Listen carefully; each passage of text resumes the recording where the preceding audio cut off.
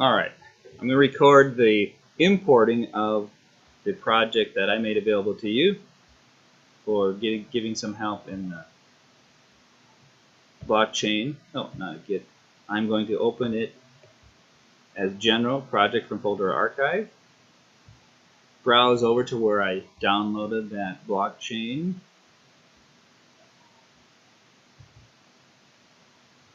It shows a name of my new project. And I click finish, and the project appears over here. And we're just going to take a look at the source here. Uh-oh. Where did it go?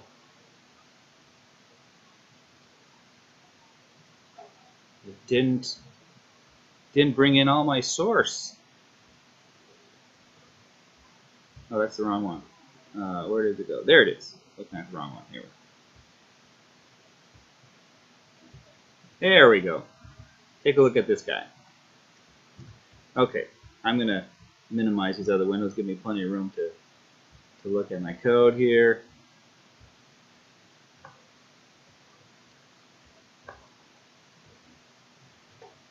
So here is the definition of my CryptoBlock. Now it's up to you to add comments.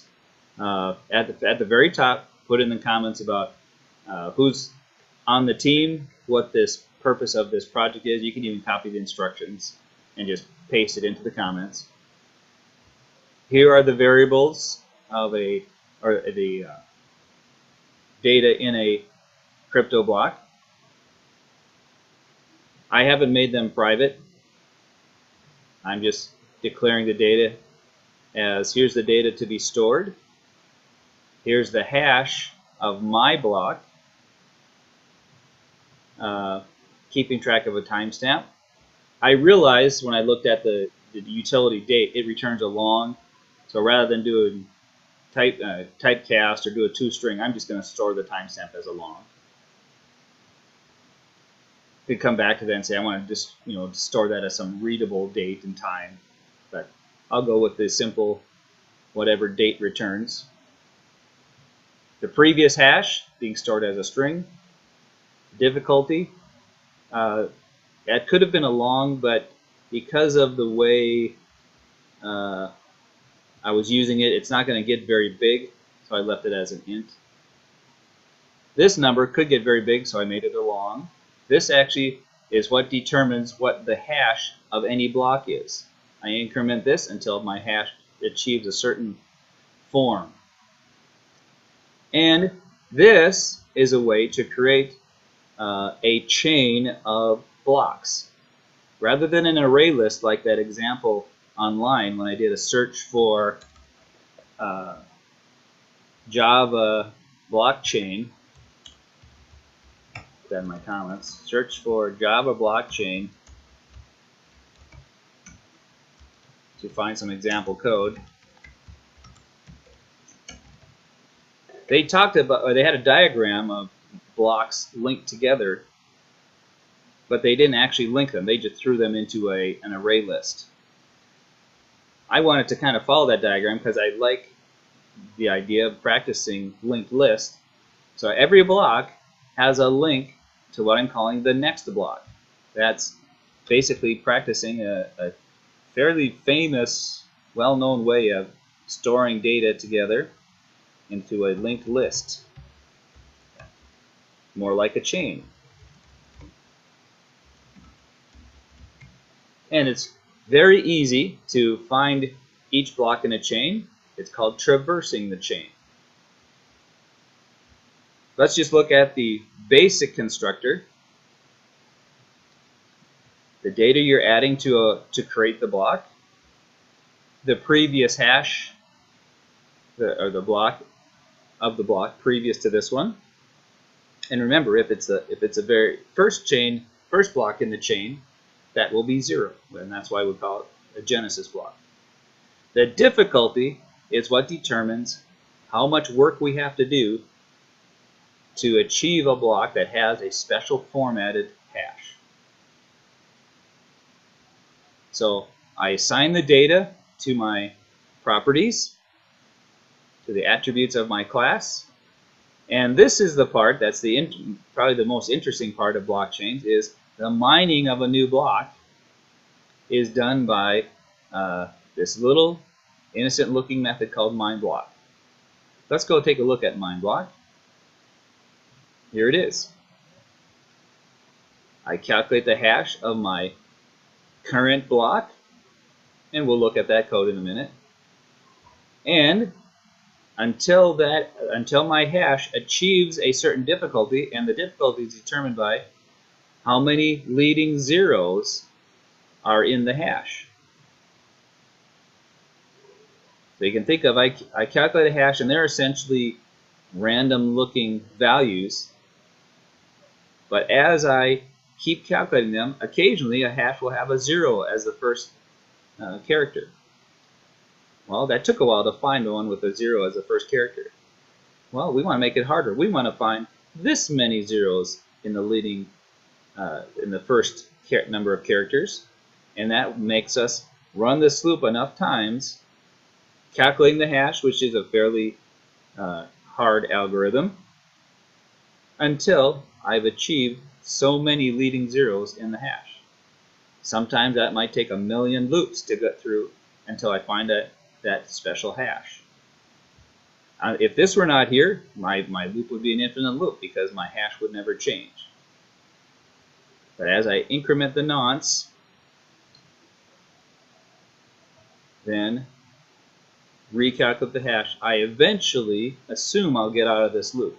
I have no error checking here, like if the nonce gets too big, I should probably stop and do something.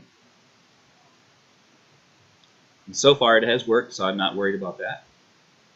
Once we have reached that level of difficulty, calculated a new hash, then I assign it to the hash of this block. So that's all mining does. I keep incrementing that nonce until the hash matches my requirements, and then I assign it to my block. So that's what mining a block is. And out there in the real world blockchains, this is a very difficult algorithm that they either make the difficulty very hard, or they make the calculation of the hash a harder calculation than mine, and then you have to use special processors to calculate the hash. So I'm not sure how all that mining process works. If you mine a new block, where do you send the data to? That's all a mystery to me. Here's the calculating the hash part. We just concatenate all the pieces of data that we're storing in our block that are unique to this block, the timestamp that's unique to this block, and the data being stored is unique to this block. But notice I'm also throwing in the previous hash, which affects this hash. So if I want to put fake data in my chain, this means I have to recalculate all my hashes through the entire chain to recreate a chain if I want to modify the data. And if this is a very difficult algorithm, it means this is going to take me a very long time. In order to fake the world out that I have a different blockchain than what's there, I have to send my new blockchain out to all the other places where it's being stored. It's distributed storage, and they're not going to accept my blockchain because it doesn't match the majority of other nodes and their blockchain.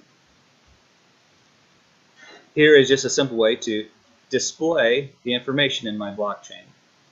I call it toString, which is an override. So I put the override keyword there, and I concatenate on to my superclasses toString.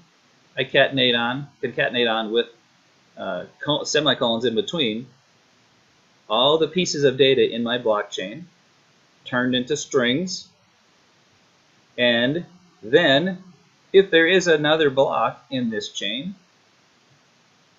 I will add a carriage return and tack onto this the next block in my chain. So this is a recursive toString.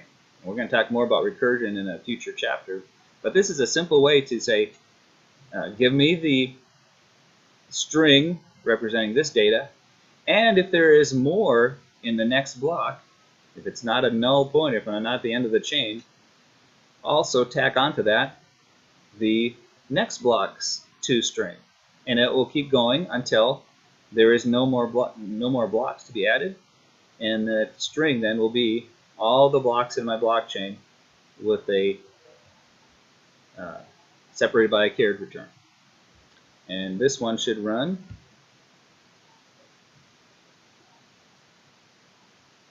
Let's see if it generates some output. No, it's not running. But this is not complete code. I need to add some to this. Let's build our GUI for this. Here's right now the GUI code is nothing. It simply does a system out print line. What I want to do is create a frame that will display a place for them to enter data, click add this block to my chain, and maybe another button that just I click on it and it shows me what's in my chain. It doesn't have to be much more complicated than that. So we want to be able to add stuff to my chain. So we're gonna need a text field to enter the data. Everything else is handled by the block. If we look at my current main, all that I care about is the data to be added. This is my previous hash. And for now, maybe that actually, I'm seeing that maybe I don't even need to send that, since when I do an add block, it knows the hash of that particular block. We'll have to see how that works. So really all I need to do is have a place to enter data to be added to my blockchain, have a add button, and then have a display my blockchain. So let's see what that might look like. Let's go ahead and create a JFrame GUI. So I'll do a new class.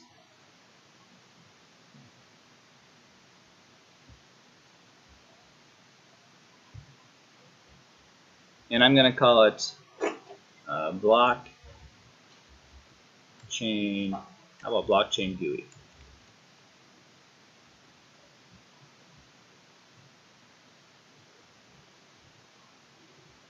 And it's going to be a JFrame, so it's going to do extends JFrame.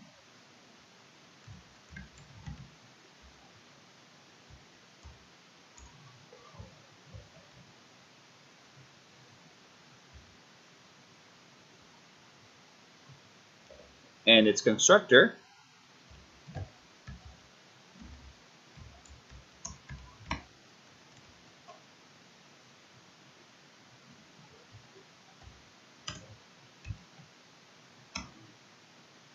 is going to set its title.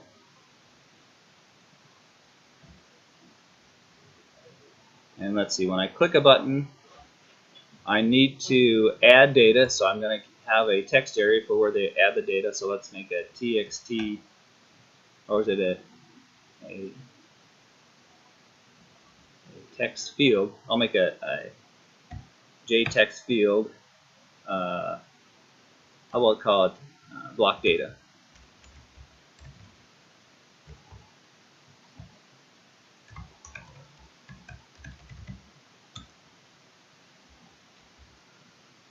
I'm going to need to reference that when they click the enter this data into my blockchain. And what else am I going to need? I think that's the only place where the user is entering anything. I think everything else is a label. And there's going to be label result.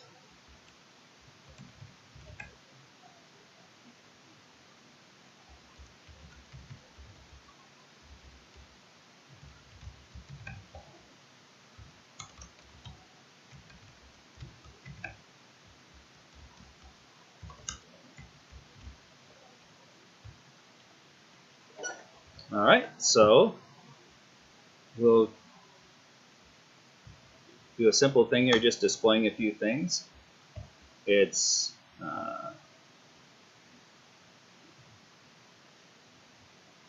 what do I want to do to create my J-frame? I want to set my title, right? So this.setTitle. Uh-oh. What's broken here? It doesn't like something. It's not recognizing my J-frame.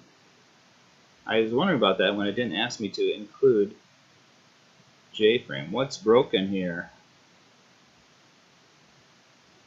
I might have to go back to my project that was working. I've had this problem importing projects. It doesn't quite work. Oh, I'm going to copy this code. I haven't done that much. I'm going back to my project that I had working and hadn't imported, and we'll add it to this class here.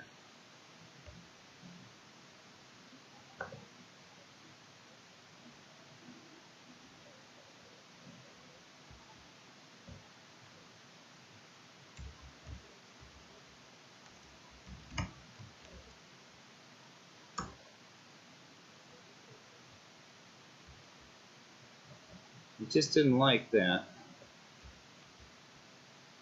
There, now I'm getting what I expected. It reminds me I need to import J-frame. And since I'm going to use a lot of swing things, I'm just going to put star there. All right, now we're ready to go. This dot set title. There we go.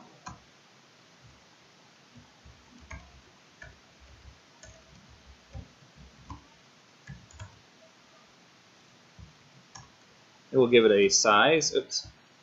To put the quote in the right place. Give it a size of how about 300 by 200. No, I'm going to make it bigger. We'll do 400 by 200. And then set its layout. So as I add things, it'll be my basic grid layout.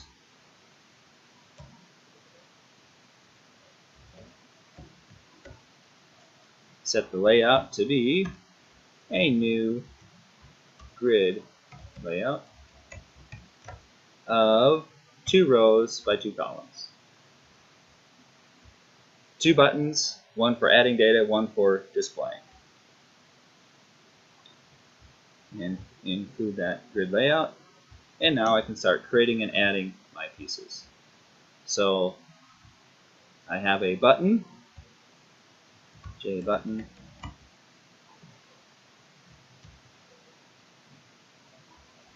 btn, I'll call it btn add data equals new J button.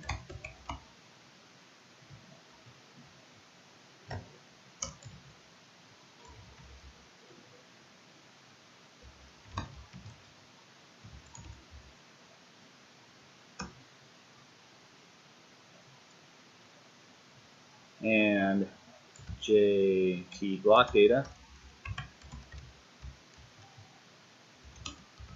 new J text field,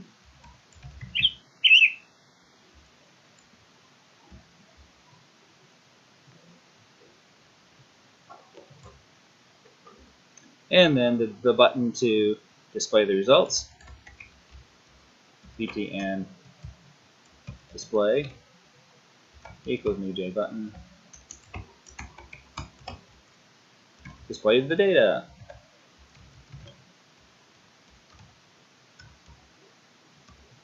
And now the result is going to be displayed, LBL result equals new J label. I'll put question mark there because that's where the results are going to show. Now I will add those 4 things to my frame now that it has grid layout. So I do this dot add the first thing, the button add data, this dot add the JT block data, where they will enter block data, and then the button display. Oops.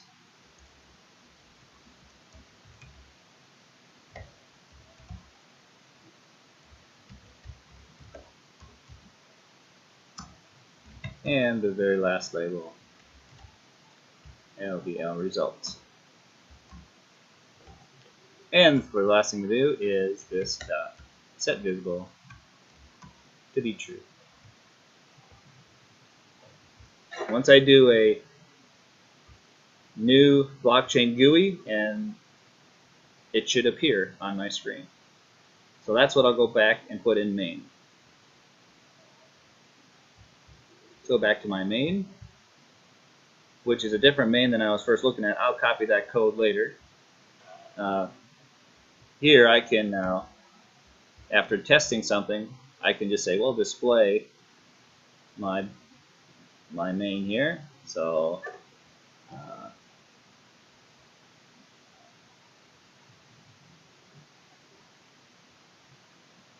blockchain GUI.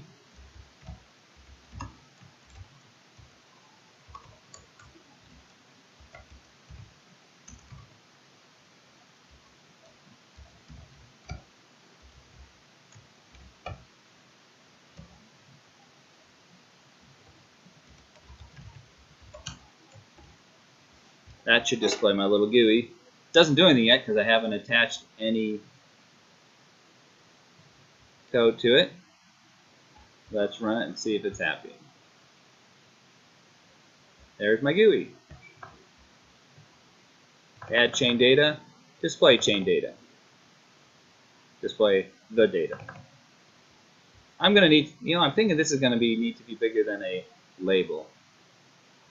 I'm gonna need to make that a text area. But let's get this part working, and then we'll worry about making that an area that can hold a lot more data. All right, here we go. Back to my Add Chain Data button. I want to attach code to that. So back here in the blockchain GUI, this is where I define my action handler for that first button. We're going to make two action handlers. One that handles the action for this button, one that handles the action for this button. So this will be the action handler for this one.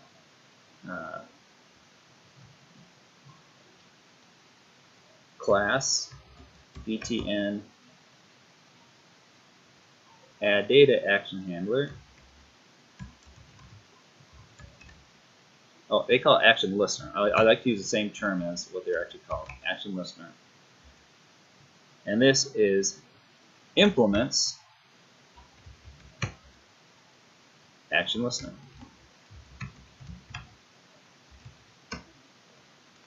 And I go through the letting Eclipse help me import action listener definition. And once it knows what an action listener is, it realizes that's an abstract class that needs methods. And I'll let Eclipse help me in adding unimplemented methods. I could just as well type that myself by letting Eclipse help me out. Now, I put my code in here. And for now, let's do a simple thing. We're going to display in the label result that we have added data. So label result dot set text data added. Of course, we haven't added the data. We'll just say we have. Once we click on that button and know that the action does work. Oh, I forgot to add the action listener to my button up here. So I've created the action listener class, or I've defined the class. I haven't yet added the action listener to my button. So here's where I would do it. btn add data dot add action listener, and then it's going to be a new btn add data action listener.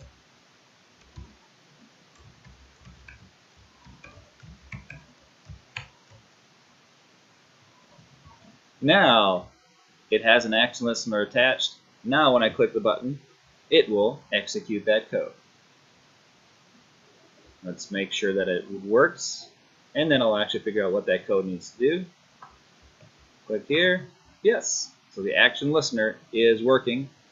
The font is way too small and not aligned correctly, but we're not going to worry about that yet. At this point, this is what needs to have a handle on my blockchain.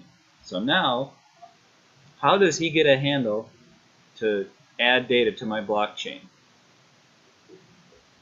Well, let's see. The string that he wants to add is over here in the JT-block data, which I have made a globally available variable.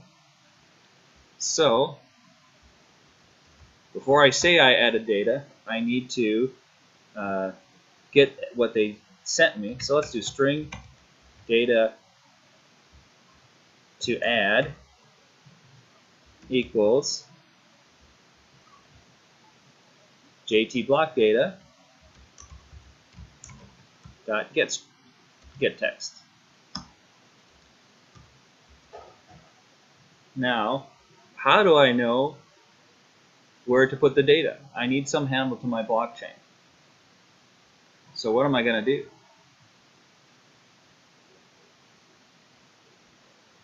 How do I give my GUI a handle to my blockchain?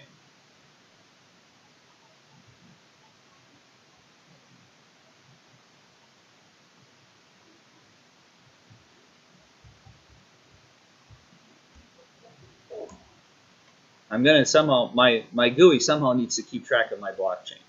So let's make a blockchain, CryptoBlock,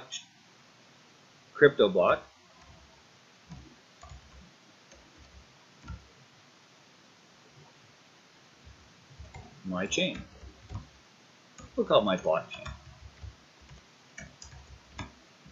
There's the handle. But to set it, let's put a setter method in my GUI class. Let's just do public void set blockchain. I send it a CryptoBlock.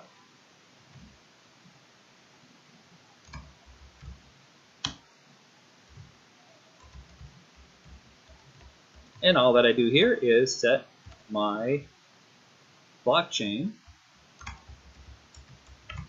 equals new block. Now my class has a chain. I probably want to do some error checking that if it's null, I haven't yet set it. So there's the set blockchain. So I have the GUI there, and then before I actually add data or try to manipulate it, I better tell it what my new chain is. Another thing I could do is in the constructor, I could require that my constructor has a blockchain to add. So here's one way to do it. I could create a blockchain and then set it. Or why don't I just change this constructor to expect a blockchain as a parameter?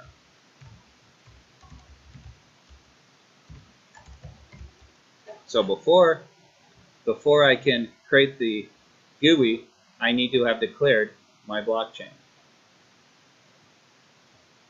I kind of like this way better because then at the same time I'm creating my GUI, I am setting my blockchain. So why don't I do this? Since I'm adding a new block and I already have written the set blockchain, let's just call the set blockchain method right here. This dot set blockchain of the new block.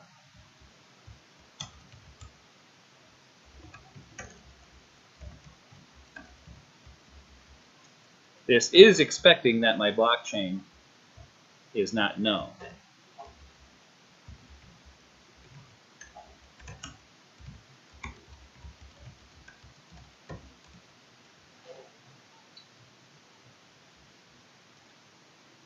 Now back in my main, I've already created my chain, I can just send it as a parameter to the new blockchain GUI.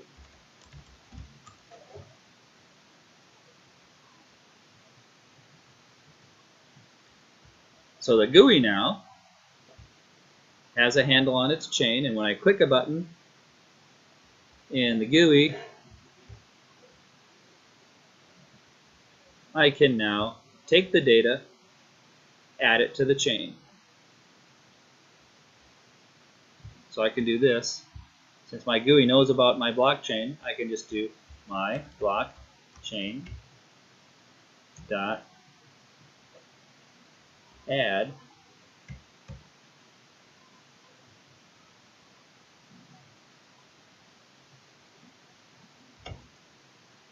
and it's expecting the data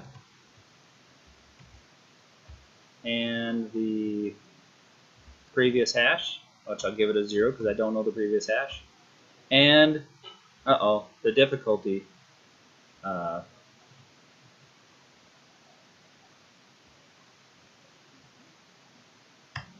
Right now we'll hard code that at 5. I think my difficulty has been given to me in my blockchain, in my new block. I think I can just say my block dot difficulty.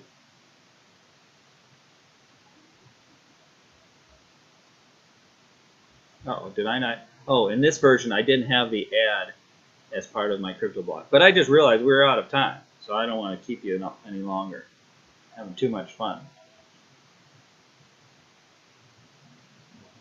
So you think you can, with that code I gave you, it bugs me that I thought if I just imported it as a new project, it would be happy with it, but it's still not happy with that imported project. But we can just always look at that code and just take the add one, all these methods, and just copy paste them into mine. All right? If you have any questions, feel free to fire off any, and I can send you more hints if certain parts of it turn out to be more difficult than we can handle. All right, have a great day.